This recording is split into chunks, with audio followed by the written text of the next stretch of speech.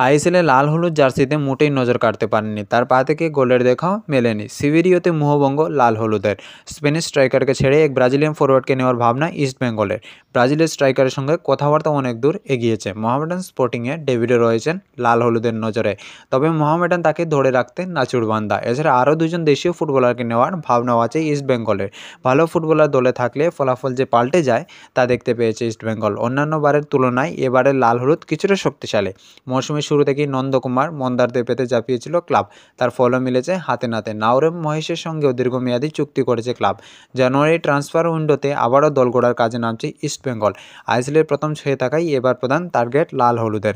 ইস্টবেঙ্গল কর্তা দেবব্রত সরকারও আভাস দিয়েছেন জানুয়ারির ট্রান্সফার উইন্ডোকে কাজে লাগাতে চান তারা। হায়দ্রাবাদ এফসির হিতেশ শর্মাকে পেতে ঝাঁপাচ্ছে ইস্টবেঙ্গল। গত কয়েক বছর ধরেই হায়দ্রাবাদের জার্সিতে নজর কেড়েছেন এই অ্যাটাকিং মিডিও। মৌসুমের শুরুতে হায়দ্রাবাদ থেকে বেশ কয়েকজন ফুটবলারকে নিয়ে ইস্টবেঙ্গল বড় অঙ্কের টাকা দিয়েই জানুয়ারি ট্রান্সফার উইন্ডোতেই হিতেশকে দলে নিয়ে আক্রমণ ভাগ আরও শক্তিশালী করার লক্ষ্য কোয়াদ্রাতের দলের।